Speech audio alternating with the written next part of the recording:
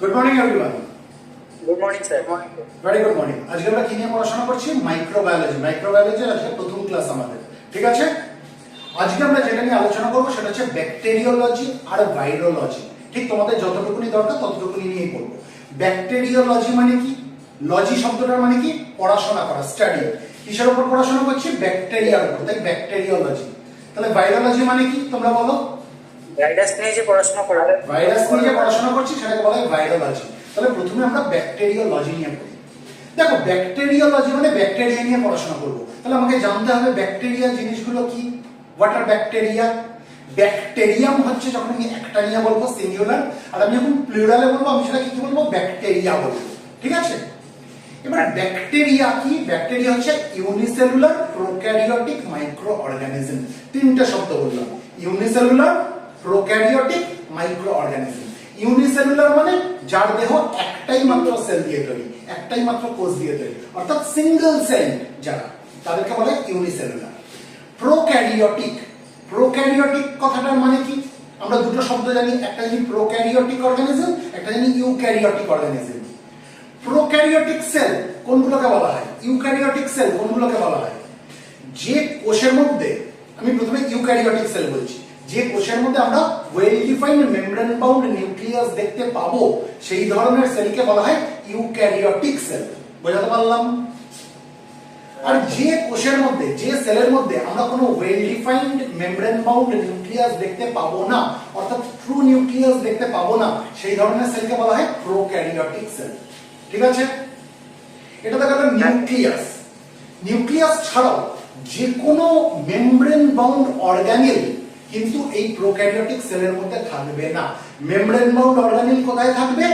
Eukaryotic সেলের মধ্যে থাকবে। বোঝাতে পারলাম? প্রোক্যারিওটিক সেলের মধ্যে কোনো মেমব্রেন বাউন্ড অর্গানেল পাবো না। ক্লিয়ার? এই ব্যাকটেরিয়াল সেল যেগুলো রয়েছে, ব্যাকটেরিয়ার যে কোষ রয়েছে, এর মধ্যে আমরা না তো কোনো well defined membrane bound nucleus পাবো, অর্থাৎ ট্রু নিউক্লিয়াস আমরা পাবো না, এবং এই ব্যাকটেরিয়াল সেলের মধ্যে আমরা কোনো মেমব্রেন বাউন্ড অর্গানেল দেখতে পাবো না। সেই জন্য ব্যাকটেরিয়াল সেলকে কি বলা হয়? Prokaryotic sell. বোঝাতে পারলাম? আজকে আমরা যদি অ্যানিমাল সেল দেখি, আজকে আমরা যদি প্ল্যান্ট সেল দেখি, এগুলো কোন ধরনের সেল? প্রোক্যারিওটিক সেল না eukaryotic sell? Eukaryotic sell. Eukaryotic sell, কারণ এর মধ্যে আমরা well defined membrane bound nucleus পাবো, অর্থাৎ ট্রু নিউক্লিয়াস পাবো। শুধু তাই না, এর মধ্যে আমরা মেমব্রেন বাউন্ড অর্গানেল গুলোও পাবো। ঠিক আছে? প্ল্যান্ট সেল এবং অ্যানিমাল সেল। কিন্তু আমরা যদি ব্যাকটেরিয়াল সেল দেখি, এর মধ্যে না তো মেমব্রেন বাউন্ড মানে well defined membrane bound nucleus আমরা পাবো, অর্থাৎ ট্রু নিউক্লিয়াস তো পাবোই না, তার পাশাপাশি আমরা কোনো মেমব্রেন বাউন্ড অর্গানেলও দেখতে পাবো না। তাই ব্যাকটেরিয়াল সেল হচ্ছে প্রোক্যারিওটিক সেল। বোঝাতে পারলাম? আচ্ছা, 3 নম্বর শব্দটা কি পেয়েছিলাম? Micro organism. মাইক্রো অর্গানিজম মানে, মাইক্রো অর্গানিজম, মাইক্রো কথা মানে হচ্ছে ক্ষুদ্র, ছোট, অর্থাৎ যে অর্গানিজম গুলো হচ্ছে মাইক্রোস্কোপিক সাইজের, তাদেরকে বলে মাইক্রো অর্গানিজম। বোঝাতে পারলাম?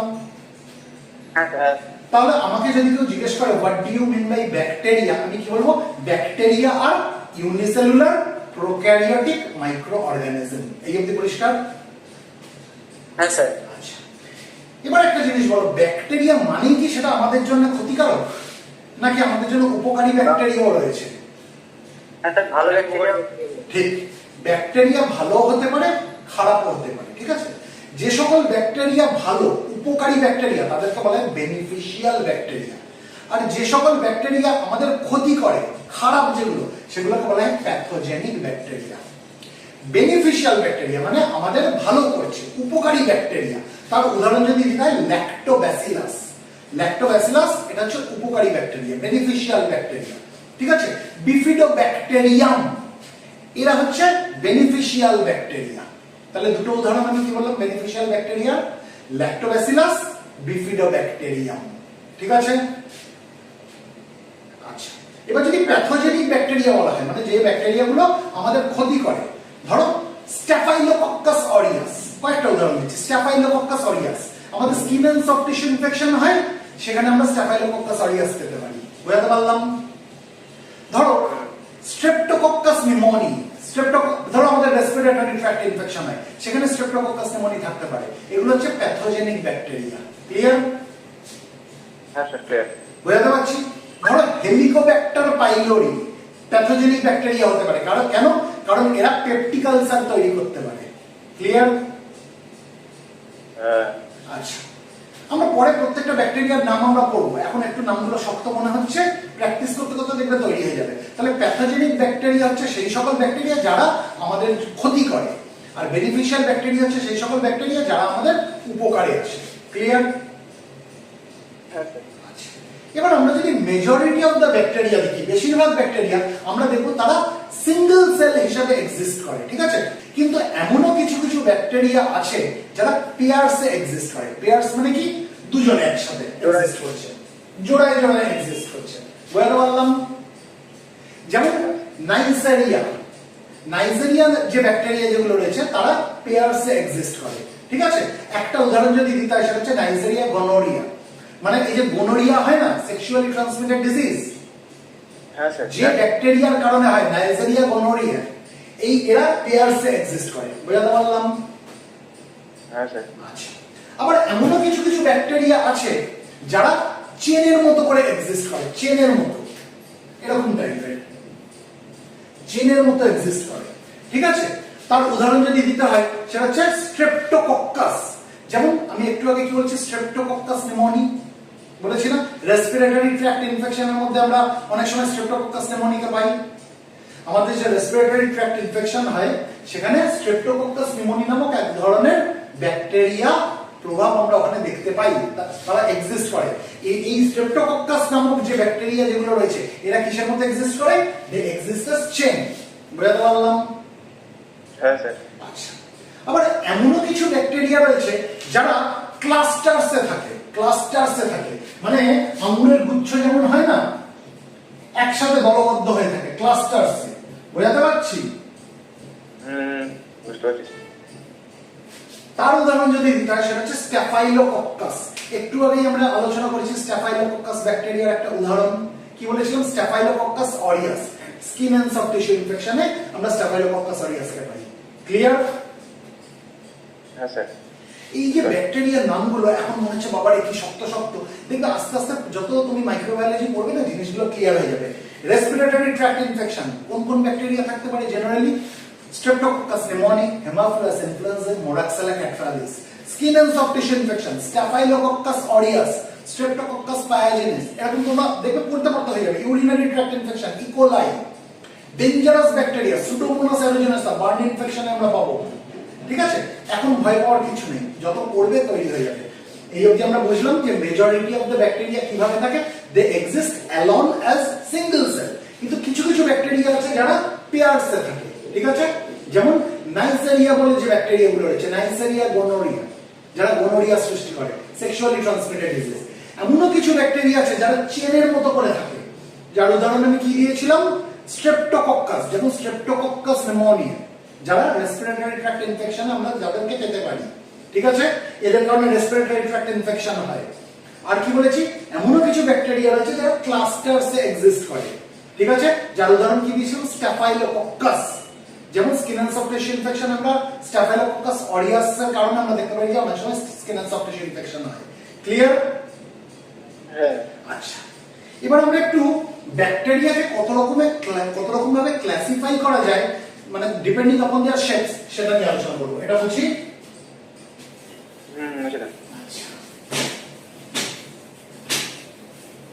দেখো, মেজরিটি অফ দ্য ব্যাকটেরিয়া আমরা যদি দেখি না, মেজরিটি অফ দ্য ব্যাকটেরিয়া হয় তারা স্পেরিক্যাল শেপের হবে, না হলে তারা রড শেপের হবে। তার মানে কি অন্য কোনো শেপ হতে পারে না?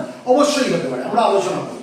মেজরিটি অফ দ্য ব্যাকটেরিয়া, বেশিরভাগ ব্যাকটেরিয়া হয় তারা স্পেরিক্যাল, স্পেরিক্যাল মানে বলের মতো, আর না হলে তারা রড শেপ, রড শেপ মানে রডের মতো, ঠিক আছে? স্পেরিক্যাল যে সকল ব্যাকটেরিয়া রয়েছে তাদেরকে বলা হয় কক্কাই। সিঙ্গুলারে বলা হয় কক্কাস, অর্থাৎ আমি যখন একটা নিয়ে বলছি কক্কাস, যখন আমি একের অধিক নিয়ে বলছি তখন তাকে বলা হয় কক্কাই। বুঝতে পারলাম? হ্যাঁ স্যার। তাহলে কক্কাই কি ধরনের bacteria? They R spherical bacteria, বলের মতো ব্যাকটেরিয়া। উদাহরণ স্ট্যাফাইলোকক্কাস অরিয়াস, স্ট্রেপ্টোকক্কাস নিউমোনিয়া, এরা হচ্ছে কক্কাই। দেখো নাম থেকে বুঝতে পারছি, স্ট্যাফাইলোকক্কাস, স্ট্রেপ্টোকক্কাস, তাহলে কক্কাস শব্দটা রয়েছে তো। তাহলে এরা কি ধরনের ব্যাকটেরিয়া? এরা হচ্ছে স্পেরিক্যাল ব্যাকটেরিয়া। উদাহরণ staphylococcus aureus, Streptococcus pneumoniae, these are the examples of cocci which are spherical in shape. Am I making myself clear? Yes, sir. আচ্ছা, আবার কিছু ব্যাকটেরিয়া আছে, আমি কি বলেছি, রড শেপ অর্থাৎ রডের মতো, তাদেরকে আমরা বলি ব্যাসিলাই। সিঙ্গুলারে বলি ব্যাসিলাস, প্লুরালে বলি ব্যাসিলাই। অর্থাৎ আমি যখন একটা নিয়ে বলছি আমি কি বলবো, ব্যাসিলাস। আমি যখন একের অধিক নিয়ে বলছি আমি কি বলবো, ব্যাসিলাই। যেমন ব্যাসিলাস অ্যানথ্রাসিস।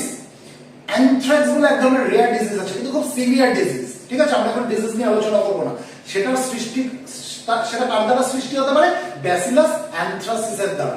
তাহলে এই ব্যাসিলাস অ্যানথ্রাসিস নাম থেকে বুঝতে পারছি ব্যাসিলাস, তাই তো? তার মানে এটা হচ্ছে রড শেপ। ক্লিয়ার? হ্যাঁ স্যার।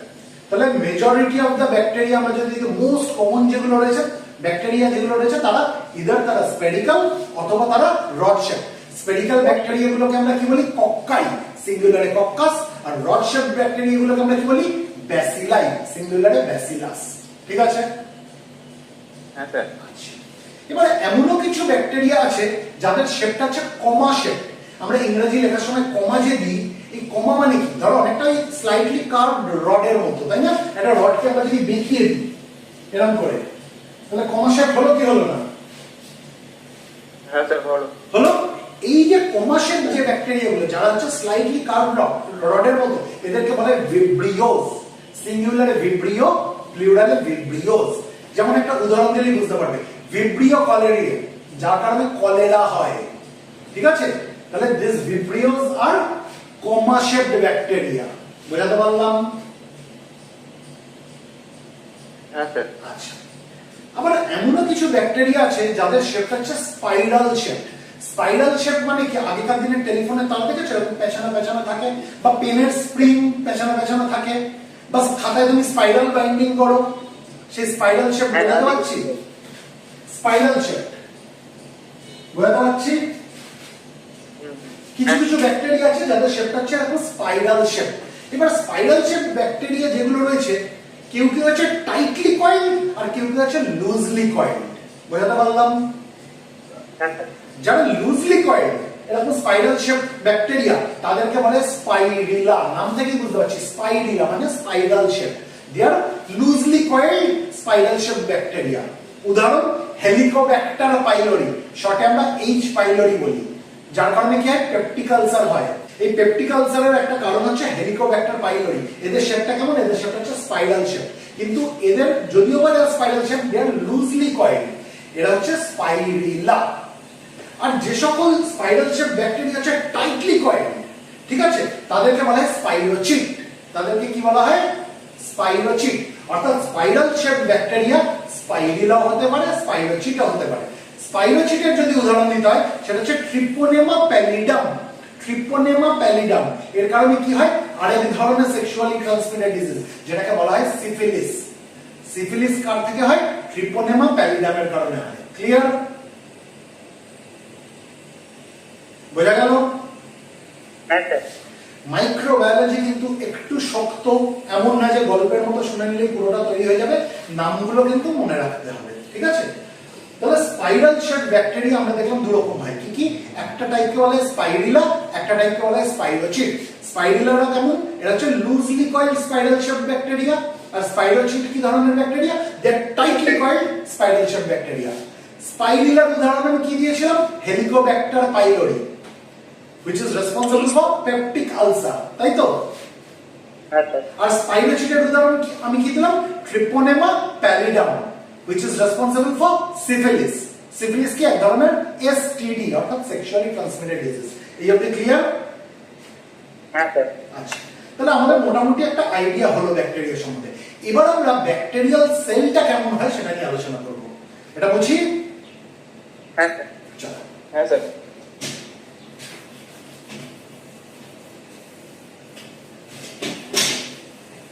আমি একটু তাড়াতাড়ি যাচ্ছি, তার কারণ হচ্ছে যে সময়টা আমাদের জন্য ধার্য করা হয়েছে মাইক্রোবায়োলজি পড়ার জন্য, সেই সময়টা কিন্তু সাফিসিয়েন্ট না। মাইক্রোবায়োলজি এত বড় একটা টপিক, যেটা ওই অল্প সময়ের মধ্যে শেষ করা টাফ।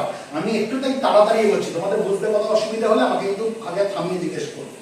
ঠিক আছে? ঠিক আছে স্যার। বোঝা যাচ্ছে তো পুরোটা, যা এখন অব্দি যা যা আলোচনা করলাম? হ্যাঁ হ্যাঁ স্যার। আচ্ছা, এবার আমি ব্যাকটেরিয়াল সেল নিয়ে আলোচনা করছি। ব্যাকটেরিয়াল সেল, ব্যাকটেরিয়া কতগুলো সেল দিয়ে তৈরি হয়? ব্যাকটেরিয়ার দেহ সিঙ্গেল একটাই সেল দিয়ে, একটাই সেল দিয়ে, তাই তো? সেই জন্য ইউনিসেলুলার বলা হয় ওদেরকে, সিঙ্গেল সেল। তাহলে আমি একটা ব্যাকটেরিয়াল সেল আছি, ঠিক আছে? যে কোনো সেল আমরা যদি দেখি তার কি থাকবে?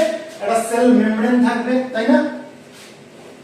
হ্যাঁ যে স্যার কোনো সেল, হ্যাঁ। শুধু ব্যাকটেরিয়াল সেল কেন, যে কোনো সেল আমরা যদি দেখি তার একটা সেল মেমব্রেন থাকবে, একটা কোষ পর্দা থাকবে, তাই তো? ব্যাকটেরিয়াল সেলের তার ব্যতিক্রম না, ব্যাকটেরিয়াল সেলের সেল মেমব্রেন রয়েছে। এই সেল মেমব্রেন কি দিয়ে তৈরি হয়? ফসফোলিপিডস দিয়ে তৈরি হয়। সেল মেমব্রেন কি দিয়ে তৈরি হয়? Phospholipids, phospholipid phospholipids, phospholipids, phospholipids দিয়ে কি তৈরি হয়? সেল মেমব্রেন তৈরি হয়। এবার ব্যাকটেরিয়াল সেল আমরা যদি দেখি, মেজরিটি অফ দ্য ব্যাকটেরিয়াল সেলের ক্ষেত্রে আমরা কি দেখব? এই সেল মেমব্রেনকে ঘিরে তার একটা সেল ওয়াল রয়েছে, অর্থাৎ কোষ প্রাচীর রয়েছে, ঠিক আছে?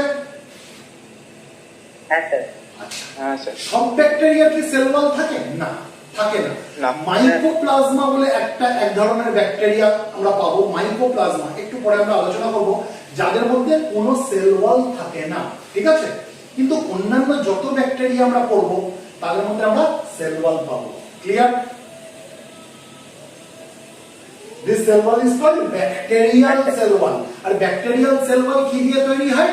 পেপটিডোগ্লাইকান নামক এক ধরনের জিনিস দিয়ে। কি দিয়ে তৈরি হয়? Peptidoglycan, peptidoglycan. বুঝাতে পারলাম? হ্যাঁ স্যার প্ল্যান্ট সেল আমরা যখন পড়েছিলাম ছোটবেলায়, প্ল্যান্ট সেলের যে সেল ওয়াল থাকে সেটা কি দিয়ে তৈরি হয়? সেলুলোজ, তাই তো? ব্যাকটেরিয়াল সেল ওয়াল কি দিয়ে তৈরি হয়? পেপটিডোগ্লাইকান। এবার এই পেপটিডোগ্লাইকান গুলো দিয়ে কিভাবে এই ব্যাকটেরিয়াল সেল ওয়াল তৈরি হচ্ছে? পেপটিডোগ্লাইকান গুলো না এরকম লেয়ারস আফটার লেয়ারস সাজানো থাকে, বুঝাতে পারলাম? লেয়ারের পর লেয়ার সাজানো থাকে, পেপটিডোগ্লাইকানের লেয়ার থাকে, ঠিক আছে? আর এই পেপটিডোগ্লাইকানের লেয়ার গুলোর মধ্যে ক্রস লিঙ্কিং থাকতে হবে, তাহলে এটা একটা সেল ওয়াল তৈরি করতে পারবে, তাই না? তুমি যখন বাড়ির পাঁচিল তৈরি করো, ইটগুলোর পরে ইটগুলো যদি তুমি বসিয়ে দাও তাহলে কি পাঁচিল হবে? হবে না। তাদের মধ্যে একটা কানেকশন মেইনটেইন করতে হবে, একটার সাথে আরেকটাকে আটকাতে হবে। কি দিয়ে আটকাও তুমি? সিমেন্ট বালি দিয়ে আটকাও, তাই তো? হ্যাঁ হ্যাঁ তার মধ্যে মশলা দিতে হবে, তবে তো ইটগুলো লেগে থাকবে। সেরকম পেপটিডোগ্লাইকান গুলোর মধ্যে ক্রস লিঙ্কিং দরকার পড়ে, আর এই ক্রস লিঙ্কিং, পেপটিডোগ্লাইকানের এই লেয়ার গুলোর মধ্যে ক্রস লিঙ্কিং তৈরি করতে সাহায্য করে কে? এই ব্যাকটেরিয়া নিজে এক ধরনের প্রোটিন তৈরি করে, যেটাকে বলে পেনিসিলিন বাইন্ডিং প্রোটিন, পিবিপি, ঠিক আছে? কিছু পেনিসিলিন বাইন্ডিং প্রোটিনস ব্যাকটেরিয়া তৈরি করে, ঠিক আছে? যার কারণে কি হয়? এই পেপটিডোগ্লাইকান গুলোর মধ্যে ক্রস লিঙ্কিং তৈরি হয়। বুঝাতে পারলাম? হ্যাঁ স্যার যদি পেনিসিলিন বাইন্ডিং প্রোটিন গুলোকে, যেটা ব্যাকটেরিয়া তৈরি করছে, না কাজ করতে দেওয়া হয়, তাহলে কি হবে? এই পেপটিডোগ্লাইকান গুলোর মধ্যে ক্রস লিঙ্কিং তৈরি হবে না, তাই তো? তাহলে ব্যাকটেরিয়াল সেল ওয়াল তৈরি হবে না। ব্যাকটেরিয়াল সেল ওয়াল তৈরি না হলে কি হবে? ব্যাকটেরিয়াগুলোর মৃত্যু ঘটবে। আমরা যখন চিন্তা করে দেখো তো, যখন আমরা ওই মেকানিজম অফ অ্যাকশন পড়েছিলাম, আমরা ওই বিটা ল্যাকটাম অ্যান্টিবায়োটিকের এই কনসেপ্ট আমরা পেয়েছিলাম। হ্যাঁ স্যার বিটা ল্যাকটাম অ্যান্টিবায়োটিক কি করে? বিটা ল্যাকটাম অ্যান্টিবায়োটিক ব্যাকটেরিয়াল সেলকে মেরে ফেলে, সেই জন্য বিটা ল্যাকটাম অ্যান্টিবায়োটিককে কি বলা হয়? Bactericidal antibiotic. কিভাবে মেরে ফেলে? কিভাবে ব্যাকটেরিয়াল সেলগুলোকে ডাইরেক্টলি কিল করে? তারা ব্যাকটেরিয়াল সেল ওয়াল তৈরি হতে দেয় না, তাই তো? কারণ বিটা ল্যাকটাম অ্যান্টিবায়োটিকের যে বিটা ল্যাকটাম রিং রয়েছে, তারা কি করে? ব্যাকটেরিয়াল সেল যে পেনিসিলিন বাইন্ডিং প্রোটিন গুলো তৈরি করছিল, তার সঙ্গে বিটা ল্যাকটাম রিংটা নিজেকে আটকে ফেলছে। তাহলে পেনিসিলিন বাইন্ডিং প্রোটিন নিজের কাজটা করতে পারছে না, অর্থাৎ পেপটিডোগ্লাইকান গুলোর মধ্যে ক্রস লিঙ্কিং তৈরি করতে পারছে না। আর ক্রস লিঙ্কিং তৈরি করতে না পারলে কি করবে? কি হবে? ব্যাকটেরিয়াল সেল ওয়াল ঠিকভাবে তৈরি হবে না। ব্যাকটেরিয়াল সেল ওয়াল তৈরি না হলে ব্যাকটেরিয়াগুলোর মৃত্যু ঘটবে, তাই তো? পড়েছিলাম আমরা, মনে পড়ছে? হ্যাঁ স্যার তাহলে ব্যাকটেরিয়াল সেল ওয়াল কি দিয়ে তৈরি হয়? পেপটিডোগ্লাইকান দিয়ে তৈরি হয়। আচ্ছা, ধরো যে ধরনের ব্যাকটেরিয়ার সেল ওয়াল থাকে না, যেমন মাইকোপ্লাজমা, আমি উদাহরণ দিলাম না, তার উপরে বিটা ল্যাকটাম অ্যান্টিবায়োটিকের কোনো রোল পাবো আমরা? বিটা ল্যাকটাম অ্যান্টিবায়োটিক তার উপরে কাজ করতে পারবে? না স্যার, অন্য কোনো পারবে না। অ্যান্টিবায়োটিক পারবে না। অন্য পারবে না। কেন পারবে না? কারণ বিটা ল্যাকটাম অ্যান্টিবায়োটিকের প্রভাব একমাত্র সেল ওয়ালের উপর। ওর টার্গেট জায়গা হচ্ছে সেল ওয়াল। যার সেল ওয়ালই নেই, সেখানে বিটা ল্যাকটাম অ্যান্টিবায়োটিক কি করে কাজ করবে? বুঝাতে পারলাম? হ্যাঁ আচ্ছা, চলো আজকে আমরা ওই অ্যান্টিবায়োটিক বা ওইসবের ডিটেলসে যাব না, কারণ এমনি মাইক্রোবায়োলজি অনেক বড় সাবজেক্ট, একটু ফাস্টে করছি। তাহলে যেটা জানলাম সেটা হচ্ছে যে ব্যাকটেরিয়াল সেলকে ঘিরে কি থাকে, সেল মেমব্রেন থাকে। সেল মেমব্রেন কি দিয়ে তৈরি হয়, ফসফোলিপিডস দিয়ে তৈরি হয়। আর সেল মেমব্রেনের বাইরে আমরা কি পাবো, ব্যাকটেরিয়াল সেল ওয়াল পাবো। এই ব্যাকটেরিয়াল সেল ওয়াল কি দিয়ে তৈরি হয়, লেয়ার্স অফ পেপটিডোগ্লাইকান। বুঝাতে পারলাম? হ্যাঁ স্যার। আচ্ছা, এবার এটা মুছছি।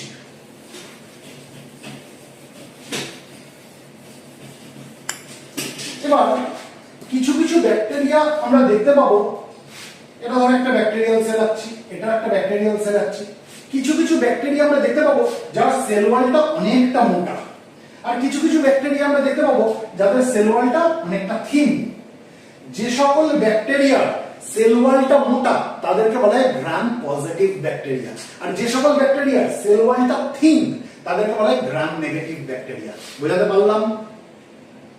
হ্যাঁ স্যার। আচ্ছা, তাহলে তুমি আমাকে বলো, গ্রাম পজিটিভ ব্যাকটেরিয়ার সেল ওয়াল আমরা যদি দেখি, এখানে কি পেপটিডোগ্লাইকানের লেয়ারের সংখ্যা বেশি হবে, নাকি গ্রাম নেগেটিভ ব্যাকটেরিয়ার সেল ওয়ালে পেপটিডোগ্লাইকানের লেয়ারের সংখ্যা বেশি হবে? পজিটিভ। গ্রাম পজিটিভ ব্যাকটেরিয়ার সবসময় পেপটিডোগ্লাইকানের লেয়ারের সংখ্যা বেশি হবে, কারণ যেহেতু এর সেল ওয়ালটা মোটা, অনেকগুলো পেপটিডোগ্লাইকানের লেয়ার দিয়ে এটা তৈরি হবে, তাই তো সেটা মোটা। আর গ্রাম নেগেটিভ ব্যাকটেরিয়ার ক্ষেত্রে আমরা অল্প কিছু পেপটিডোগ্লাইকানের লেয়ার দেখতে পাবো। কেন? সেই জন্যই তার সেল ওয়ালটা অতটা মোটা না, থিন। ক্লিয়ার এই অবধি? হ্যাঁ স্যার। আচ্ছা, এবার এই গ্রাম পজিটিভ ব্যাকটেরিয়া আর গ্রাম নেগেটিভ ব্যাকটেরিয়ার একটা পার্থক্য তো আমরা বুঝলাম, আরেকটা পার্থক্য জেনে রেখে দাও। গ্রাম নেগেটিভ ব্যাকটেরিয়া হতে পারে তার সেল ওয়ালটা অতটা মোটা না, হতে পারে তার সেল ওয়ালটা থিন, কিন্তু এই সেল ওয়ালটাকে ঘিরে এর বাইরে আমরা একটা লিপিডের আউটার মেমব্রেন দেখতে পাবো। গ্রাম নেগেটিভ ব্যাকটেরিয়ার ক্ষেত্রে তার সেল ওয়ালকে ঘিরে আমরা কি দেখবো, একটা লিপিডের আউটার মেমব্রেন রয়েছে, যেটা গ্রাম পজিটিভ ব্যাকটেরিয়ার ক্ষেত্রে থাকে না। বোঝাতে পারলাম? হ্যাঁ স্যার।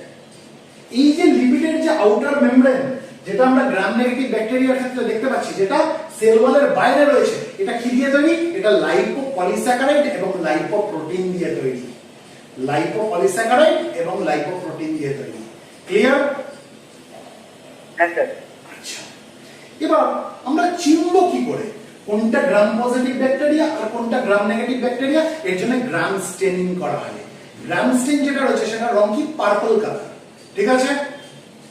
এই যখন স্টেনিং করা হবে, স্টেনিং মানে হচ্ছে রং করা হবে, ঠিক আছে?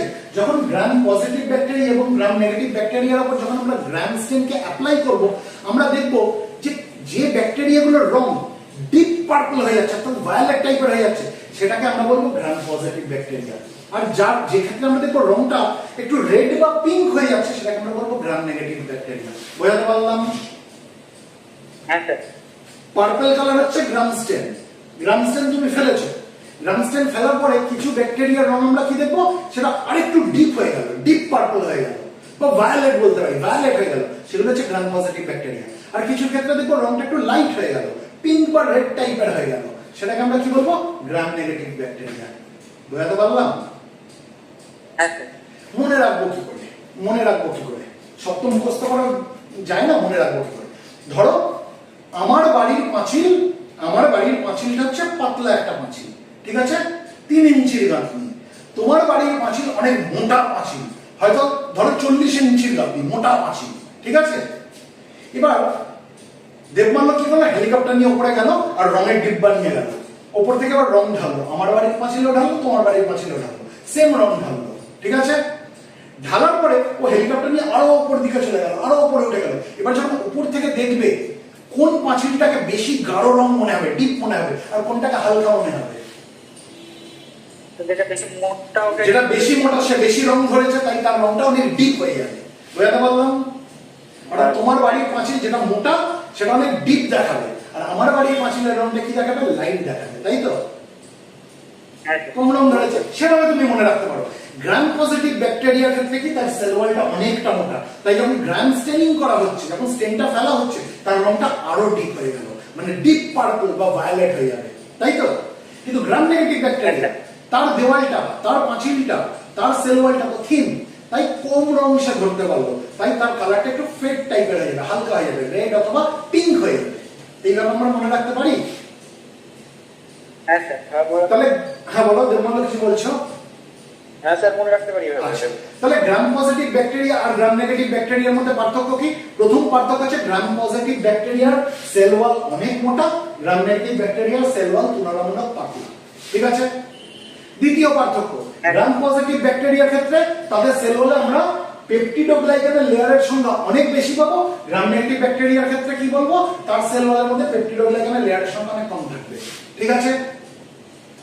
3 নম্বর পার্থক্য, গ্রাম পজিটিভ ব্যাকটেরিয়ার সেল ওয়ালের বাইরের দিকে আমরা কোনো লিপিডের আউটার মেমব্রেন পাবো না, কিন্তু গ্রাম নেগেটিভ ব্যাকটেরিয়ার ক্ষেত্রে আমরা তার সেল ওয়ালের বাইরে আমরা আরেকটা লিপিডের আউটার মেমব্রেন পাবো, যেটা লাইপোপলিস্যাকারাইড এবং লাইপোপ্রোটিন দ্বারা গঠিত।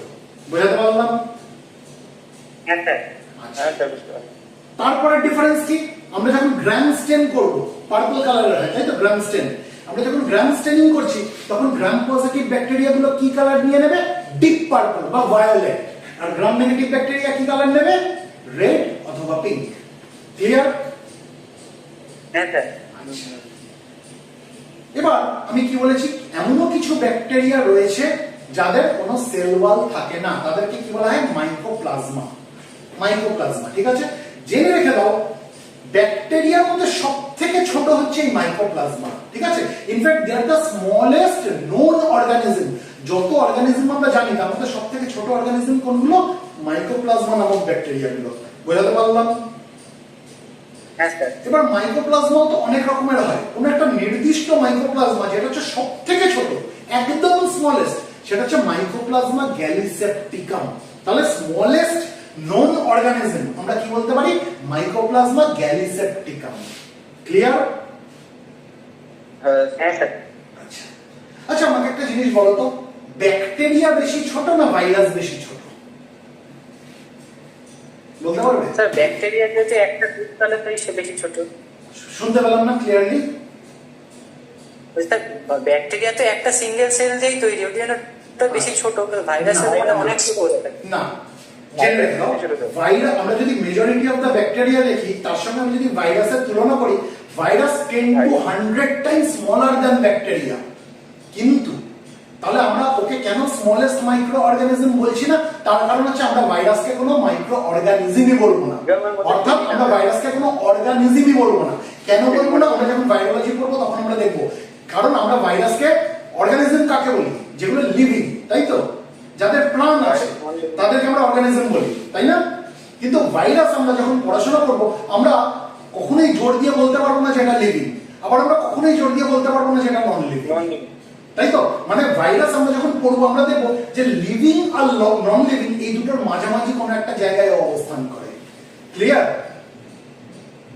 হ্যাঁ স্যার। কারণ একটা লিভিং অর্গানিজম, মানে অর্গানিজম হতে গেলে, লিভিং থিং হতে গেলে তার যে যে জিনিসগুলো দরকার সেগুলো ভাইরাসের মধ্যে নেই। আবার নন লিভিং হতে গেলে যে যে জিনিস থাকা উচিত সেটাও ভাইরাসের মধ্যে নেই, লিভিং এর কিছু প্রপার্টিও তার মধ্যে রয়ে গেছে। তাহলে আমি ভাইরাসকে না তো লিভিং বলতে পারবো না তো নন লিভিং বলতে পারবো, দুটোর মাঝামাঝি কোনো একটা জায়গায় রাখি। সেই জন্য আমরা ভাইরাসকে কখনোই অর্গানিজম হিসেবে বলবো না, তাহলে মাইক্রো অর্গানিজমের প্রশ্নই আসছে না। তাহলে স্মলেস্ট নোন অর্গানিজম কোনটা, মাইকোপ্লাজমা গ্যালিসেপ্টিকাম। বুঝাতে পারলাম? Clear of the concept?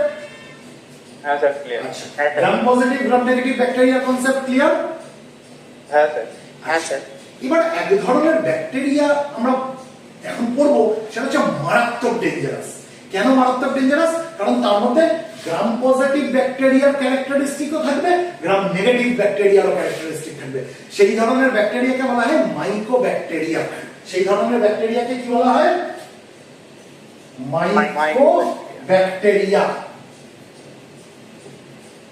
কেন আমি বলছি এই মাইকোব্যাকটেরিয়া গুলোর মধ্যে গ্রাম পজিটিভ ব্যাকটেরিয়ারও ক্যারেক্টারিস্টিক রয়েছে এবং গ্রাম নেগেটিভ ব্যাকটেরিয়ারও ক্যারেক্টারিস্টিক্স রয়েছে? কারণ এই মাইকোব্যাকটেরিয়ার আমরা যদি সেল ওয়াল দেখি না, তাদের এক তো সেল ওয়ালটা থিক, যেটা গ্রাম পজিটিভ ব্যাকটেরিয়ার ক্যারেক্টারিস্টিক, এবং এদের এই থিক সেল ওয়ালকে ঘিরে আমরা এখানে একটা লিপিডের আউটার মেমব্রেনও দেখতে পাবো, যেটা হচ্ছে গ্রাম নেগেটিভ ব্যাকটেরিয়ার ক্যারেক্টারিস্টিক। বুঝাতে পারলাম? হ্যাঁ স্যার। তাহলে মাইক্রোব্যাকটেরিয়া যেগুলো রয়েছে তাদের মধ্যে আমরা গ্রাম পজিটিভ ব্যাকটেরিয়ারও ক্যারেক্টারিস্টিক পাচ্ছি, গ্রাম নেগেটিভ ব্যাকটেরিয়ারও ক্যারেক্টারিস্টিক পাচ্ছি। গ্রাম পজিটিভ ব্যাকটেরিয়ার কি ক্যারেক্টারিস্টিক পাচ্ছি, তাদের সেল ওয়ালটা ঠিক। আর গ্রাম নেগেটিভ ব্যাকটেরিয়ার কি ক্যারেক্টারিস্টিক পাচ্ছি, সেই সেল ওয়ালকে ঘিরে একটা লিপিডের আউটার মেমব্রেন থাকবে। অর্থাৎ মাইকোব্যাকটেরিয়া এমন এক ধরনের ব্যাকটেরিয়া তারা যার মধ্যে গ্রাম পজিটিভ ব্যাকটেরিয়ারও ক্যারেক্টারিস্টিক রয়েছে এবং গ্রাম নেগেটিভ ব্যাকটেরিয়ারও ক্যারেক্টারিস্টিক রয়েছে। দে আর ডেঞ্জারাস ব্যাকটেরিয়া, ঠিক আছে, which are having a thick cell wall plus a lipid outer membrane. Am I making myself clear? হ্যাঁ স্যার। উদাহরণ দিলেই বুঝতে পারবে কেন এদেরকে আমরা ডেঞ্জারাস ব্যাকটেরিয়া বলছি। মাইকোব্যাকটেরিয়াম, এই যে মাইকোব্যাকটেরিয়া যেগুলো রয়েছে সিঙ্গুলার আমরা কি বলি মাইকোব্যাকটেরিয়াম, প্লুরালে মাইকোব্যাকটেরিয়া, তাই তো? উদাহরণটা দেখো, মাইকোব্যাকটেরিয়াম টিউবারকিউলোসিস কি তৈরি করে? Tuberculosis, TB. Mycobacterium tuberculosis, Mycobacterium leprae, leprae মানে লেপ্রসি, কুষ্ঠ। তাহলে আমি এই ব্যাকটেরিয়াগুলোকে ডেঞ্জারাস ব্যাকটেরিয়া বলবো না? হ্যাঁ স্যার। সিঙ্গুলারে মাইকোব্যাকটেরিয়াম, প্লুরালে মাইকোব্যাকটেরিয়া, ঠিক আছে, বোঝা গেল? আচ্ছা, এবার আমরা যদি জেনেটিক ম্যাটেরিয়াল দেখি, ঠিক আছে, যদি আমরা জেনেটিক ম্যাটেরিয়াল দেখি, ব্যাকটেরিয়ার মধ্যেও কিন্তু জেনেটিক ম্যাটেরিয়াল থাকে। এবার ব্যাকটেরিয়ার জেনেটিক ম্যাটেরিয়ালটা কেমন? Single circular chromosome of DNA. মানে আমি একটা ছবি আঁকি তাহলে বুঝতে পারবে।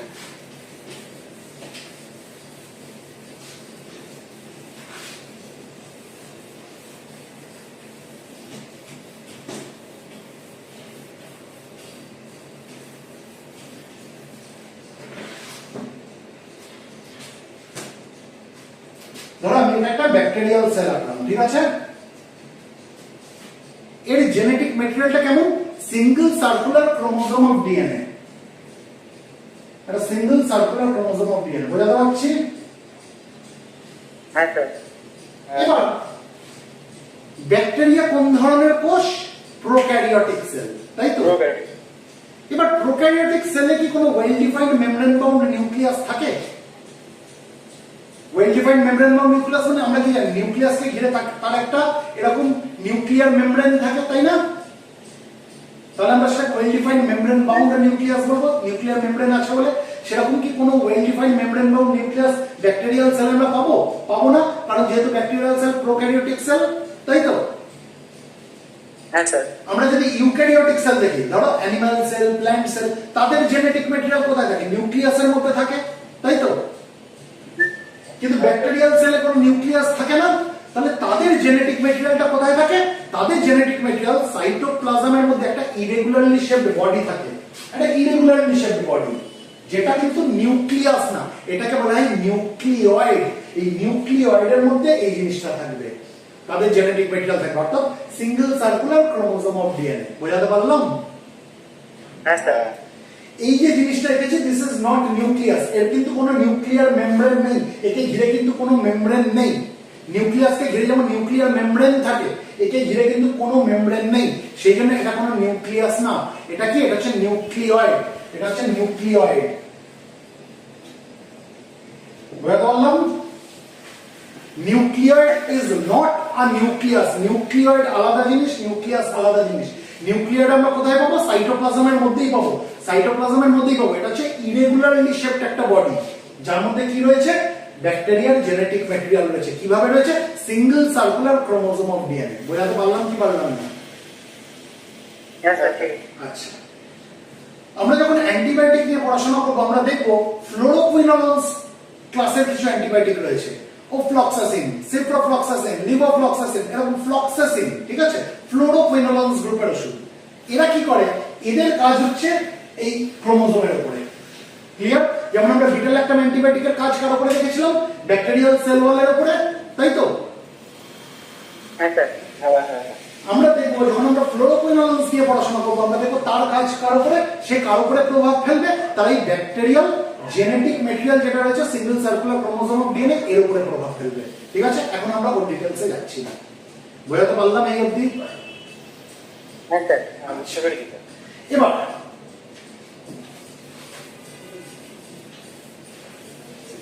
ব্যাকটেরিয়াল সেল তো একটা সেল, তাই তো?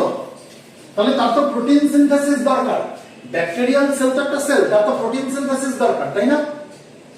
সেলের মধ্যে প্রোটিন সিনথেসিস কে করে? রাইবোজোম করে। তাহলে ব্যাকটেরিয়াল সেলও রাইবোজোম থাকবে।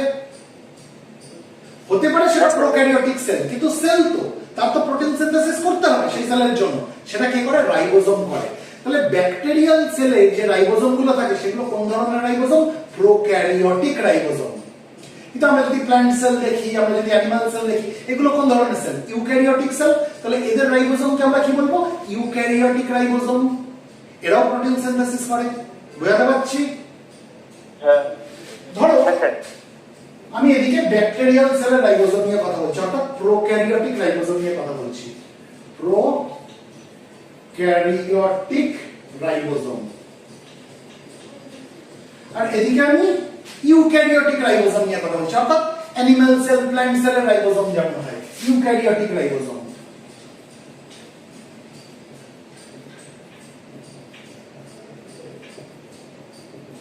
এবার আমরা যে কোনো রাইবোজোমই দেখি, সেটা প্রোক্যারিওটিক রাইবোজোম হোক বা ইউক্যারিওটিক রাইবোজোম হোক, তার দুখানা সাব ইউনিট থাকবে, একটা লার্জার সাব ইউনিট, একটা স্মলার সাব ইউনিট।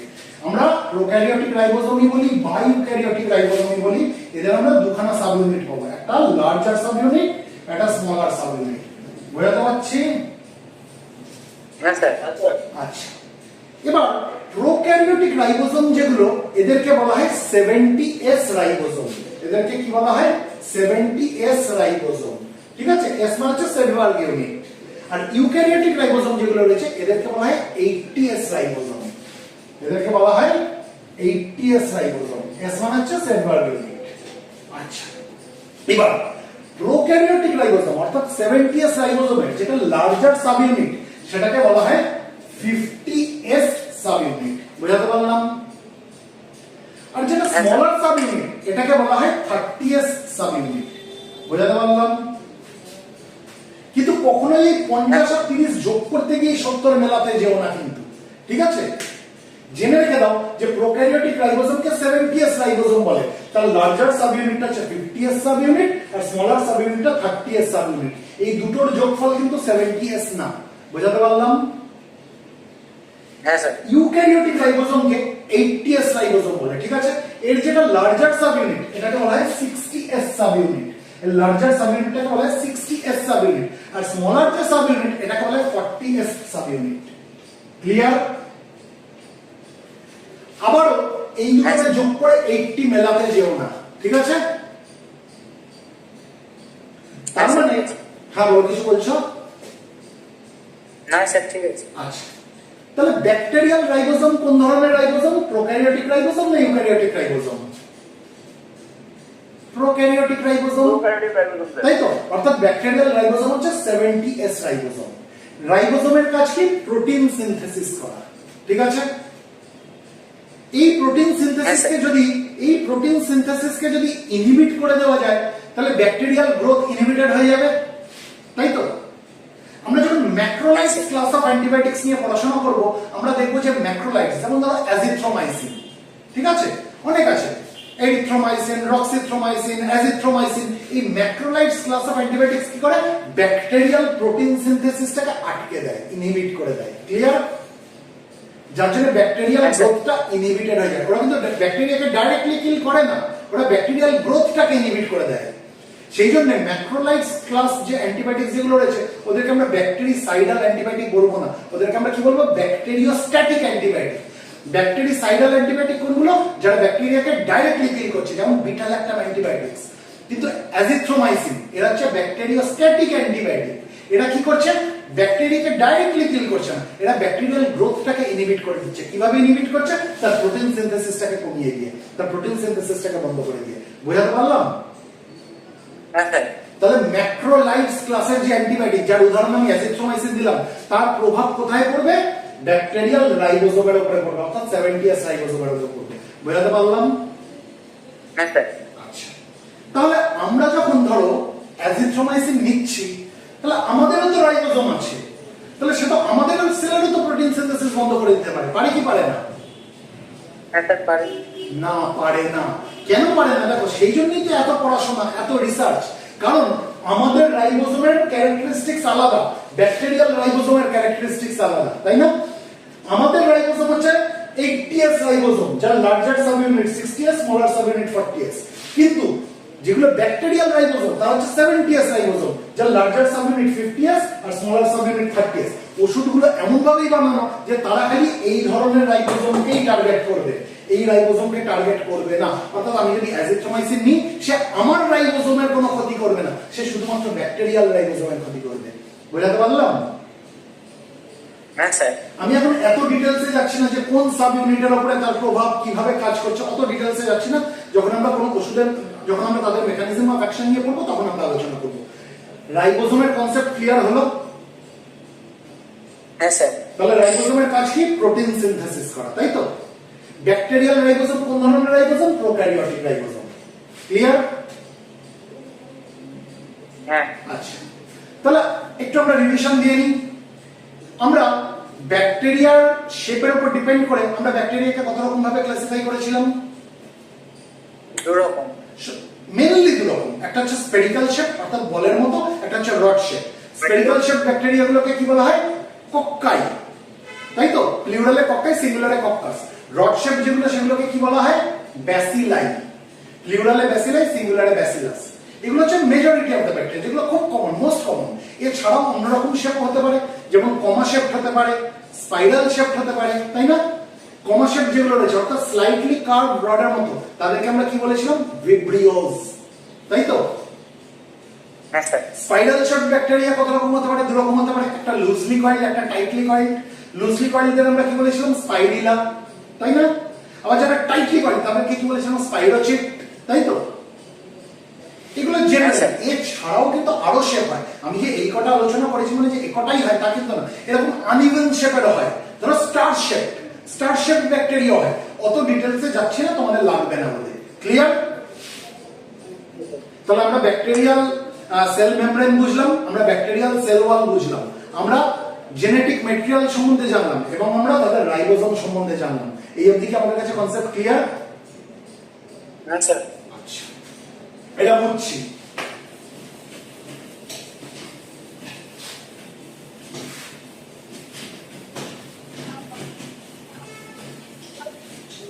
এবার ব্যাকটেরিয়া মানেই যে সব ব্যাকটেরিয়া যে মোটাইল হবে তা কিন্তু না, সব ব্যাকটেরিয়া যে মুভ করতে পারবে তা কিন্তু না। ব্যাকটেরিয়া, কিছু ব্যাকটেরিয়া এমন রয়েছে যারা মুভ করতে পারে, আবার এমনও কিছু ব্যাকটেরিয়া রয়েছে যারা নন মোটাইল অর্থাৎ মুভ করতে পারে না। যে সকল ব্যাকটেরিয়া মুভ করতে পারে তাদের আবার অনেকের মধ্যে মুভ করানোর জন্য তার একটা জিনিস থাকে যেটাকে বলা হয় ফ্ল্যাজেলা।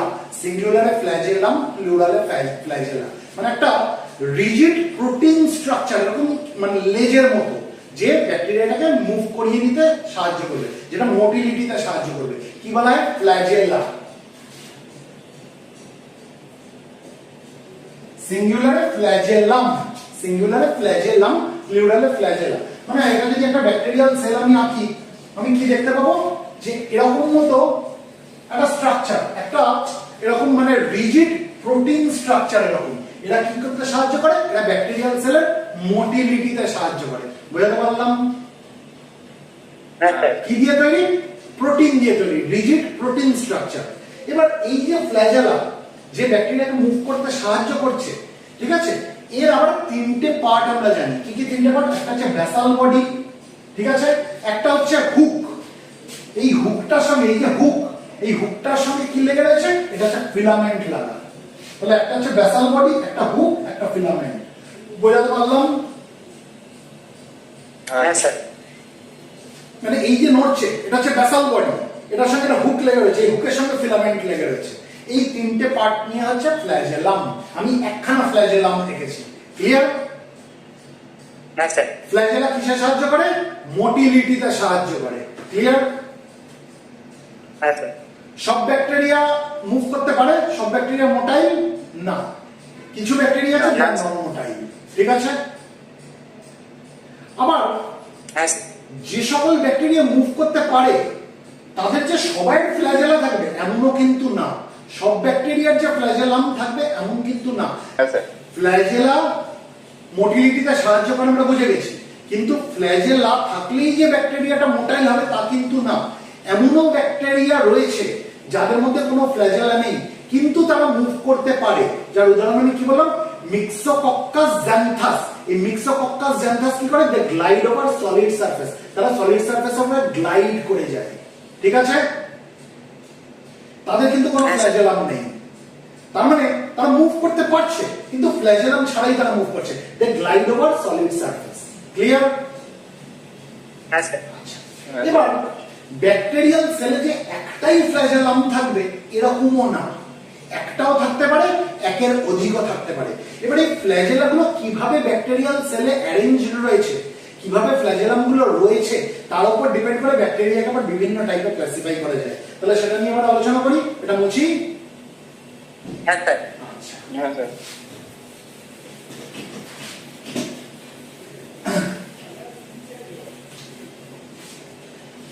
ধরো একটা ব্যাকটেরিয়াল সেল, ঠিক আছে?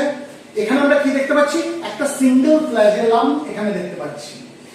এই ধরনের ব্যাকটেরিয়াকে বলা হয় মোনোট্রাইকাস। মোনোট্রাইকাস ব্যাকটেরিয়াম। এটা আমি কি আঁকলাম? মোনোট্রাইকাস ব্যাকটেরিয়াম। মোনো কথার মানে কি? একটা। এখানে আমরা একখানেই ফ্ল্যাজেলাম দেখতে পাচ্ছি। বোঝাতে পারলাম? মোনোট্রাইকাস লিখে দেবো, মোনোট্রাইকাস। ঠিক আছে? This is monotrichous bacterium. Clear? হ্যাঁ স্যার। আচ্ছা, আবার অনেক সময় এরকমও হয়, আমি এটা একটা ব্যাকটেরিয়াল সেল আছি, যার এখানেও আমরা একটা ফ্ল্যাজেলাম দেখবো, এখানেও একটা ফ্ল্যাজেলাম দেখবো। অর্থাৎ আমরা ইচ এন্ডে আমরা কি দেখছি? ফ্ল্যাজেলা রয়েছে। এই ধরনের ব্যাকটেরিয়াকে বলা হয় অ্যামফিট্রাইকাস ব্যাকটেরিয়াম। এই ব্যাকটেরিয়ামটা কি? অ্যামফিট্রাইকাস ব্যাকটেরিয়াম। অ্যামফিট্রাইকাস ব্যাকটেরিয়াম। বোঝাতে পারলাম? হ্যাঁ স্যার। আচ্ছা, আবার অনেক সময় এরকমও হয়, তাহলে আমি এই একটা ব্যাকটেরিয়াল সেল আছি, তার কি দেখছি? যে একটা পোল দিয়ে এরকম ক্লাস্টারস অফ ফ্ল্যাজেলা বেরিয়েছে। বুঝতে পারছি ছবিটা? হ্যাঁ স্যার। ক্লাস্টারস অফ ফ্ল্যাজেলা বেরিয়েছে তার একটা পোল দিয়ে। এই ধরনের ব্যাকটেরিয়ামকে বলা হয় লোফোট্রাইকাস। লোফোট্রাইকাস ব্যাকটেরিয়াম। কি বলে? লোফোট্রাইকাস। লোফোট্রাইকাস ব্যাকটেরিয়াম। বোঝাতে পারলাম? হ্যাঁ স্যার। আচ্ছা, আবার এমনও ব্যাকটেরিয়াল সেল আমরা দেখতে পাবো, ধরো এখানে আমি একটা ব্যাকটেরিয়াম আঁকছি, যার পুরো সারফেস দিয়ে, এন্টায়ার সারফেসের উপর দিয়ে তার ফ্ল্যাজেলা গুলো ডিস্ট্রিবিউটেড রয়েছে। মানে এরকম এরকম।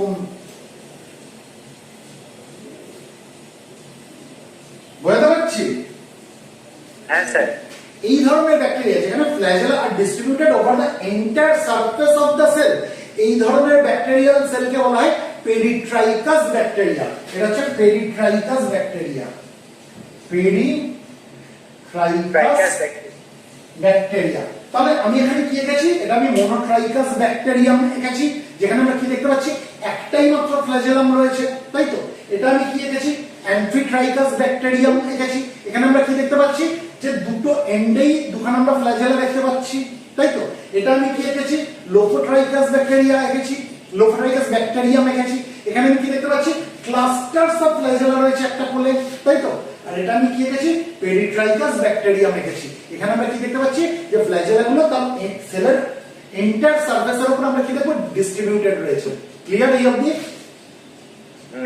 So depending on how flagella are arranged on bacteria, তার উপরে ডিপেন্ড করে যে ফ্ল্যাজেলা গুলো কিভাবে রয়েছে ব্যাকটেরিয়ার মধ্যে, তার উপর ডিপেন্ড করে আমরা ব্যাকটেরিয়াকে কত রকম ভাবে ক্লাসিফাই করতে পারি? 4 রকম ভাবে। কি কি? মোনোট্রাইকাস, অ্যামফিট্রাইকাস, লোফোট্রাইকাস এবং পেরিট্রাইকাস। বুঝাতে পারলাম? হ্যাঁ স্যার। হ্যাঁ। আচ্ছা, এটা মুছি তাহলে।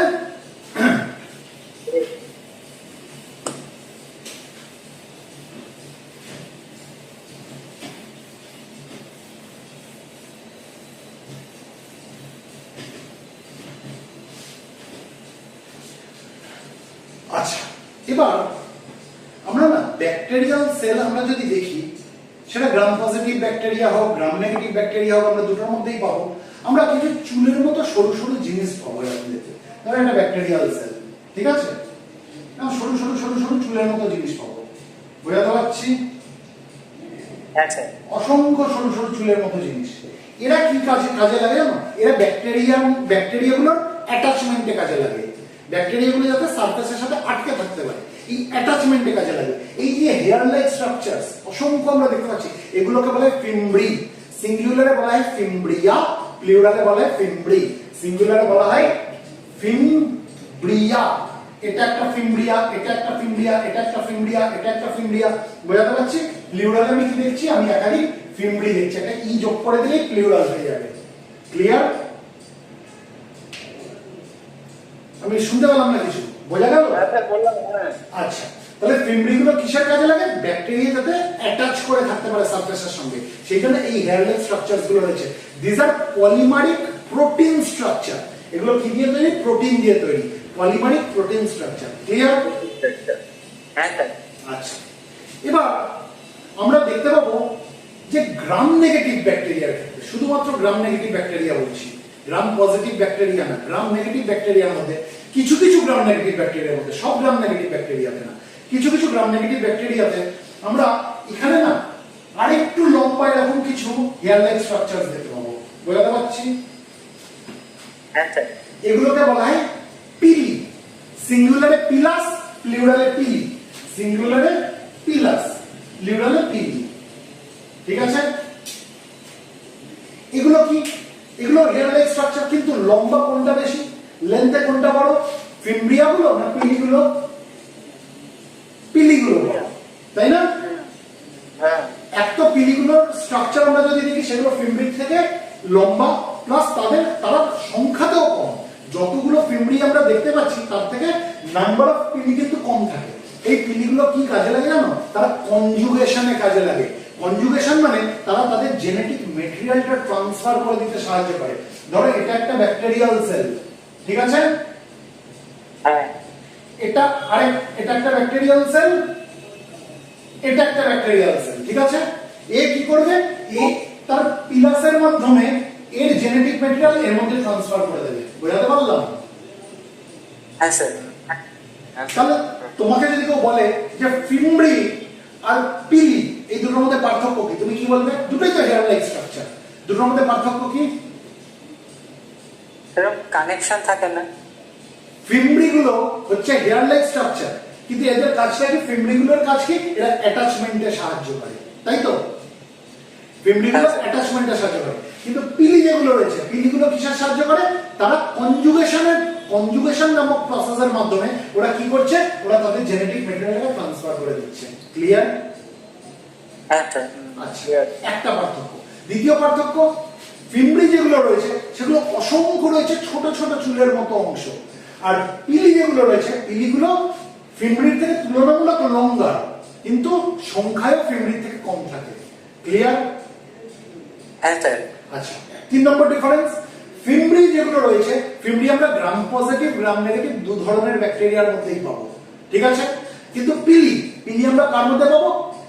কিছু আমরা গ্রাম নেগেটিভ ব্যাকটেরিয়ার মধ্যে পাবো, আমরা গ্রাম পজিটিভ ব্যাকটেরিয়াতে পাবো না। ক্লিয়ার? হ্যাঁ হ্যাঁ স্যার। আচ্ছা, এবার আসছি ব্যাকটেরিয়াল রিপ্রোডাকশন। এটা মুচ্ছি। ঠিক আছে স্যার। ব্যাকটেরিয়াল রিপ্রোডাকশনের জন্য কি দরকার পড়ে? একটা ব্যাকটেরিয়াল সেলের দরকার পড়ে। ওই একটা ভেঙে গিয়ে দুটো তৈরি হবে, আবার ওই ইন্ডিভিজুয়াল গুলো যেগুলো তৈরি হলো সেগুলো আবার ভাঙবে, মানে স্প্লিট করবে। এটা যদি একটা ব্যাকটেরিয়াল সেল হয়, এটা ভেঙে গিয়ে কি তৈরি হবে? দুখানা ব্যাকটেরিয়া তৈরি হবে। এটা আবার ভেঙে যাবে, গিয়ে এই দুখানা তৈরি করবে, এই দুখানা তৈরি করবে। বোঝাতে পারছি? হ্যাঁ স্যার। তাহলে ব্যাকটেরিয়াল রিপ্রোডাকশনের জন্য it required only one cell, and one cell splits into two. বোঝাতে পারলাম? হ্যাঁ স্যার। তাহলে ব্যাকটেরিওলজিতে আমরা যখন পড়ছি, আমরা যখন ব্যাকটেরিওলজি পড়ছি, আমার মনে হয় না তোমাদের জন্য এর থেকে বেশি ডিটেলসে যাওয়ার দরকার আছে। যদি বড় যাবো, নাহলে আমরা এবার ভাইরোলজিতে চলে যাবো। এর থেকে বেশি ডিটেলসে গেলে আমার পার্সোনালি মনে হয় তোমাদের মাথার উপর দিয়ে চলে যাবে। ঠিক আছে? স্যার নামগুলো তো একটু এখন অনেক বড় বড় তো, ওই জন্য। নামগুলো দেখো, ব্যাপারটা হচ্ছে কি বলতো, নামগুলো না প্র্যাকটিস করতে করতে হবে। তুমি শিখবে রেসপিরেটরি ট্র্যাক্ট ইনফেকশনের জন্য কি কি ব্যাকটেরিয়া রেসপন্সিবল, বলতে বলতে হয়ে যাবে। Streptococcus pneumoniae, Haemophilus influenzae, Moraxella catarrhalis. Streptococcus pneumoniae কোন ধরনের bacteria? Gram positive bacteria. Staph এবং স্ট্রেপ জেনে রেখে দাও, gram positive. Haemophilus influenzae, Moraxella catarrhalis এরা হচ্ছে গ্রাম নেগেটিভ ব্যাকটেরিয়া, ঠিক আছে?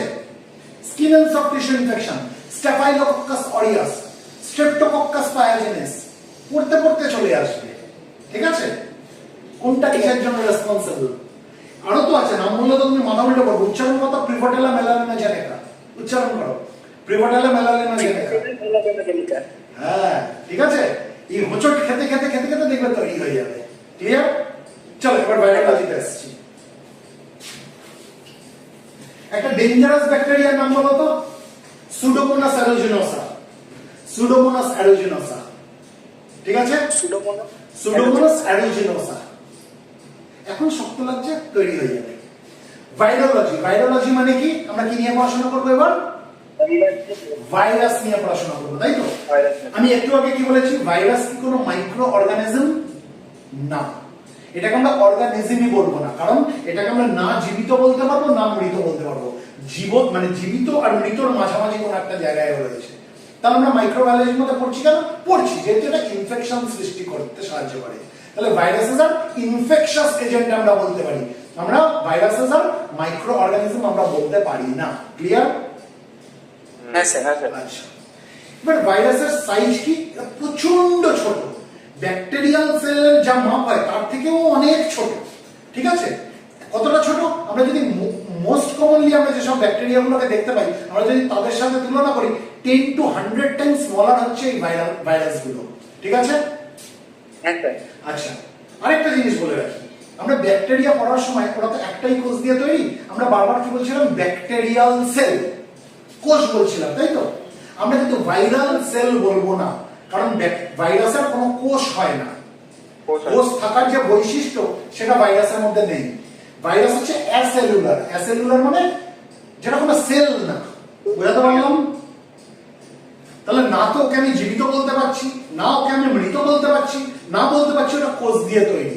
কারণ দেখো, একটা কোষ তৈরি হওয়ার জন্য, মানে একটা কোষ আমরা যদি দেখি, কোষ যেটাকে সেল বলে, তার মধ্যে আমরা ডিএনএ এবং আরএনএ দুটোই পাই। এটা আমরা জানি, ছোটবেলা থেকে পড়ে এসেছি। ডিএনএ মানে কি? ডিএনএ পুরো কথা কি? ডিঅক্সিরাইবোনিউক্লিক অ্যাসিড, আমরা জানি। হ্যাঁ স্যার। আর আরএনএ পুরো কথা কি? Ribonucleic acid. অর্থাৎ নিউক্লিক অ্যাসিডের মধ্যে আমরা ডিঅক্সিরাইবোনিউক্লিক অ্যাসিড এবং রাইবোনিউক্লিক অ্যাসিড, এগুলো আমরা পড়েছি তো। এই নিউক্লিক অ্যাসিড গুলো কি? Genetic material. এই যে nucleic acid, deoxyribonucleic acid, ribonucleic acid, এই যে নিউক্লিক অ্যাসিড গুলো, এগুলো কি? Genetic material. তা আমরা সেলের মধ্যে, সেল যেটাকে বলি, সেলের মধ্যে আমরা ডিএনএ এবং আরএনএ দুটোই পাবো, তাই তো? কিন্তু ভাইরাসের ক্ষেত্রে কি হয়? ওদের হয় ডিএনএ থাকবে, নয় আরএনএ থাকবে। ডিএনএ এবং আরএনএ একসাথে থাকবে না। তাহলে এটাকে আমি সেল বলতে পারবো না? আমরা সেল বলতে পারবো না। বোঝাতে পারলাম? হ্যাঁ স্যার। যদি ভাইরাসটার মধ্যে আমরা দেখি তার জেনেটিক ম্যাটেরিয়াল ডিএনএ আছে, তাহলে সেই ভাইরাসগুলোকে আমরা কি বলবো? DNA virus. যদি দেখি ভাইরাসটার মধ্যে তার জেনেটিক ম্যাটেরিয়াল আরএনএ রয়েছে, তাহলে সেই ধরনের ভাইরাসকে আমরা কি বলবো? RNA virus. বোঝাতে পারলাম? হ্যাঁ স্যার। ডিএনএ থাকুক বা আরএনএ থাকুক, সেটা একটা হাইলি স্পেশালাইজড প্রোটিন কোড দ্বারা এনক্লোজ করা থাকবে, বন্ধ করা থাকবে। কেন? কারণ হোস্ট সেলের বাইরে, হোস্ট সেল মানে কোনটা? হোস্ট সেল মানে যে সেলটাকে ইনফেক্ট করেছে, যার মধ্যেও গেছে, ঠিক আছে, সেই সেলের বাইরে যখন রয়েছে, তখন তো তার জেনেটিক ম্যাটেরিয়ালটাকে প্রোটেক্টেড রাখতে হবে। সেটা কে প্রোটেক্টেড রাখে? এই highly specialised protein coat protected রাখে। বোঝাতে পারলাম? হ্যাঁ স্যার। তার ডিএনএ থাকুক বা আরএনএ থাকুক, সেটা কিসের মাধ্যমে? একটা হাইলি স্পেশালাইজড একটা প্রোটিন কোড দিয়ে সেটা প্রোটেক্টেড করা থাকে। ক্লিয়ার? হ্যাঁ স্যার। এবার যখন ইনফেক্ট করবে, এই ভাইরাস যখন ইনফেক্ট করবে, সে যখন তার হোস্ট সেলের মধ্যে তাকে ইনফেক্ট করতে হবে, হয় কি হবে? সে তার ওই জেনেটিক ম্যাটেরিয়ালটাকে ইনজেক্ট করে দেবে হোস্ট সেলের মধ্যে, আর নয়তো কি করবে? সে পুরোটাই ওই হোস্ট সেলের মধ্যে ঢুকে যাবে। ঢুকে গিয়ে তার যে প্রোটিন কোড যেটা রয়েছে সেটাকে সে রিমুভ করে দেবে। তাহলে কি হলো? তার জেনেটিক ম্যাটেরিয়ালটা সেলের মধ্যে থেকে গেল না, হোস্ট সেলের মধ্যে। বুঝতে পারলাম? হ্যাঁ। বুঝতে পারলাম। হোস্ট সেলের মধ্যে হয় সে তার ওই জেনেটিক ম্যাটেরিয়ালটাকে ইনজেক্ট করে দিল, আর নয়তো সে কি করবে? হোস্ট সেলের মধ্যে পুরোটাই ঢুকে যাবে। এবার তার জেনেটিক ম্যাটেরিয়ালটা তো একটা প্রোটিন কোডের মধ্যে, হাইলি স্পেশালাইজড প্রোটিন কোডের মধ্যে এনক্লোজ রয়েছে। ও কি করবে? তার ওই প্রোটিন যে কোড যেটা রয়েছে সেটাকে সে রিমুভ করে দেবে। তাহলে কি হয়ে গেল? তাহলে সেই আলটিমেটলি জেনেটিক ম্যাটেরিয়ালটা হোস্ট সেলের মধ্যে গেল। হ্যাঁ স্যার। মানে কেমন বিচ্ছু চিন্তা করো ভাইরাস, ঠিক আছে? এদিকে প্রাণ নেই বা প্রাণ আছে আমি জানি না, তার মাঝামাঝি কোনো একটা জায়গায়, কিন্তু বদবুদ্ধি মাথায় প্রচুর তার। যাই হোক, তাহলে ভাইরাসকে আমরা অ্যাসেলুলার বলছি, যেহেতু ওটাকে আমরা সেল হিসাবে কনসিডার করছি না, কারণ ওর মধ্যে হয় ডিএনএ থাকবে, নয় আরএনএ থাকবে। ডিএনএ এবং আরএনএ একসাথে থাকবে না। ক্লিয়ার? হ্যাঁ স্যার। এবার প্রশ্ন হচ্ছে কেন আমরা ভাইরাসকে জীবিত বলতে পারছি না? দেখো, জীবনকে মেনটেন করার জন্য যে ভাইটাল ফাংশন গুলো দরকার, কি কি দরকার? তার নিজস্ব এনার্জি জেনারেট করতে হবে, তাই তো? আমরা কি জানি, কোষের মধ্যে মাইটোকন্ড্রিয়া থাকে, সিঙ্গুলারে মাইটোকন্ড্রিয়ন, প্লুরালে মাইটোকন্ড্রিয়া। কোষের মধ্যে মাইটোকন্ড্রিয়া থাকে, এই মাইটোকন্ড্রিয়া কি করে? এনার্জি জেনারেট করে। এই জন্য মাইটোকন্ড্রিয়াকে কি বলে? Power house of the cell. আমরা পড়েছিলাম না, কোষের রান্নাঘর, হ্যাঁ sir. Power house of the cell, তাই তো? এই মাইটোকন্ড্রিয়া আছে বলেই সে কি করছে? সেলের জন্য এনার্জি জেনারেট করতে পারছে। কিন্তু ভাইরাসের মধ্যে আমরা কোনো মাইটোকন্ড্রিয়া দেখতে পাবো না। তাহলে ভাইরাস সে তো নিজের জন্য কোনো এনার্জি সে জেনারেট করতে পারে না। এক নম্বর, একটা সেলের অস্তিত্ব মেনটেন করার জন্য তার প্রোটিন সিনথেসিস দরকার। হ্যাঁ স্যার। প্রোটিন সিনথেসিস কে করে? একটু আগে আমরা বললাম রাইবোসোম। রাইবোসোমই তো প্রোটিন সিনথেসিস করে, কিন্তু ভাইরাসের মধ্যে আমরা কোনো রাইবোসোম পাবো না। তাহলে সেটা নিজের প্রোটিন সিনথেসিস করতে পারে না। বোঝাতে পারছি? বুঝতে পারছি। হ্যাঁ স্যার। তাহলে আমি একে লিভিং কি করে বলবো? বলতে পারবো? এই ভাইটাল ফাংশন গুলোর জন্য ওকে হোস্ট সেলের উপরে ডিপেন্ড করতে হবে। ক্লিয়ার? হ্যাঁ স্যার। তাহলে তো ভাইরাসকে নন লিভিং বলা উচিত, উচিত কিনা? হ্যাঁ স্যার। উচিত। কিন্তু আমি নন লিভিং ও বলতে পারছি না। কেন বলতে পারছি না? কারণ ভাইরাল রেপ্লিকেশন হয়, তার রেপ্লিকা তৈরি হয়। রেপ্লিকা মানে কি? একটার সমান আরেকটা ইকুয়ালি তৈরি হচ্ছে, মানে তার কপি তৈরি হয়। এই যে আমরা যে ফটোকপি করাই, আমরা যেটাকে জেরক্স বলি, ঠিক আছে? এই যে ফটোকপি করাই, ওটা কি করি? আমরা রেপ্লিকা তৈরি করি। একটা টাইপ করে একটা জিনিস নিয়ে গেলাম, আমি বললাম এটার 5খানা আপনি ফটোকপি করে দিন, ওই 5টা একই রকম জিনিস বেরোলো। এটা কি তৈরি হলো? একটা জিনিসের 5খানা রেপ্লিকা তৈরি হলো। বোঝাতে পারছি? হ্যাঁ স্যার। তা ভাইরাসও নিজের রেপ্লিকা তৈরি করে, যেটাকে বলা হয় রেপ্লিকেশন। তাহলে ও যদি জীবিত না হয়, তাহলে কি করে তার নিজের রেপ্লিকা তৈরি করছে? এই পেনটাকে নিজের রেপ্লিকা তৈরি করতে পারবে? না। এই বাস্কেটটাকে নিজের রেপ্লিকা তৈরি করতে পারবে? না। পারবে না। তাহলে ভাইরাস নিজের রেপ্লিকা তৈরি করতে পারছে, তাহলে ওকে আমি তো নন লিভিং ও বলতে পারছি না। বোঝাতে পারছি? তাহলে ওকে আমি না লিভিং বলতে পারছি, না নন লিভিং বলতে পারছি। তাহলে ভাইরাসের অবস্থান কোথায়? লিভিং আর নন লিভিং এর মাঝামাঝি কোনো একটা জায়গায়। বোঝাতে পারলাম? না তো লিভিং, না তো নন লিভিং। ক্লিয়ার? ক্লিয়ার? আচ্ছা। ক্লিয়ার। এবার এই যে ভাইরাল রেপ্লিকেশন হচ্ছে, ভাইরাস যে তার রেপ্লিকা তৈরি করছে, তার যে কপি তৈরি করছে, এটা কোথায় করছে? যখন সে হোস্ট সেলের মধ্যে ঢুকছে তখনই একমাত্র করছে। হোস্ট সেলের বাইরে কিন্তু কোনো ভাইরাল রেপ্লিকেশন হয় না। হোস্ট সেলের বাইরে ভাইরাস তার রেপ্লিকা তৈরি করতে পারে না। বোঝাতে পারলাম? হ্যাঁ স্যার। তাহলে ভাইরাস যখন হোস্ট সেলের মধ্যে ঢুকে গেল, কোন হোস্ট সেলের মধ্যে যখন ভাইরাস ঢুকে গেল, সে মানে কোন জায়গায় ঢোকে, মানে কোন জায়গায় তার রেপ্লিকা তৈরি করে বলতে পারবে? সেটা সাইটোপ্লাজমে করে, নাকি নিউক্লিয়াসে করে, না কোন জায়গায় করে? ভাইরাস তার রেপ্লিকা হোস্ট সেলের মধ্যে সাইটোপ্লাজমেও করতে পারে, নিউক্লিয়াসের মধ্যেও করতে পারে, অথবা সাইটোপ্লাজম নিউক্লিয়াস দুটোর মধ্যেই করতে পারে। বোঝাতে পারলাম? হ্যাঁ স্যার। হোস্ট সেলের মধ্যে ঢুকে গিয়ে হোস্ট সেলের সাইটোপ্লাজমের মধ্যেও তার রেপ্লিকা তৈরি করতে পারে, হোস্ট সেলের নিউক্লিয়াসের মধ্যেও রেপ্লিকা তৈরি করতে পারে, সাইটোপ্লাজম এবং নিউক্লিয়াস দুটোর মধ্যেই রেপ্লিকা তৈরি করতে পারে। বোঝাতে পারলাম? আলটিমেটলি রেপ্লিকা তৈরি করতে করতে করতে করতে রেপ্লিকেশন হচ্ছে, তো ভাইরাল রেপ্লিকেশন হচ্ছে। আলটিমেটলি যেটা করবে ভাইরাস, সেটা হচ্ছে যে হোস্ট সেলের মধ্যে ঢুকেছে সেই হোস্ট সেলের সেল মেমব্রেনটাকে সে ফাটিয়ে দেবে, বার্স্ট করিয়ে দেবে। বোঝাতে পারলাম? হ্যাঁ স্যার। অর্থাৎ হোস্ট সেলটা কি হয়ে গেল? ধ্বংস হয়ে গেল, নষ্ট হয়ে গেল, তাই তো? তার লাইসিস হলো, তার সেল মেমব্রেনটা বার্স্ট করে গেল। আর যখন বার্স্ট করে গেল, তখন ভাইরাস গুলো কি করবে? সেই হোস্ট সেল যেটা ফেটে গেল, যার সেল মেমব্রেনটা বার্স্ট করে গেল, সেখান থেকে সে আবার বাইরে বেরিয়ে আসবে। বোঝাতে পারলাম? They will get released from the host cell. মানে কতটা ডেঞ্জারাস চিন্তা করো। সে হোস্ট সেলের মধ্যে ঢুকলো, ঢোকার পরে সে তার রেপ্লিকা তৈরি করতে লাগলো। রেপ্লিকা তৈরি করতে করতে করতে করতে আলটিমেটলি কি করলো? সেই হোস্ট সেলটার যে সেল মেমব্রেন যেটা রয়েছে সেটাকে ফাটিয়ে দিল, বার্স্ট করিয়ে দিল। আর বার্স্ট করিয়ে দিয়ে তারা নিজেরা বাইরে চলে আসলো। বোঝাতে পারলাম? হ্যাঁ স্যার। বললাম। হ্যাঁ, এই জন্য দেখো কম্পিউটারের ভাইরাস বলা হয়। দেখো দুটোর মধ্যে কত মিল। কেন? এই যে সফটওয়্যার যেগুলো তৈরি হয় কম্পিউটারে, কম্পিউটারকে একদম শেষ করে দেয়, তার নাম ভাইরাস দিয়েছে। হ্যাঁ স্যার। বুঝতে পারছি। ঢুকবে, ঢুকে প্রত্যেকটা ফাইলকে আস্তে আস্তে সে নষ্ট করতে লাগবে, প্রত্যেকটা ফোল্ডারকে নষ্ট করতে লাগবে, তাই তো? হ্যাঁ স্যার। আচ্ছা চলো, তাহলে আমরা কি বললাম? ভাইরাসকে আমরা কোনো মাইক্রো অর্গানিজম বলবো না। অনেক বইতে লেখা থাকে কিন্তু আমরা বলবো না।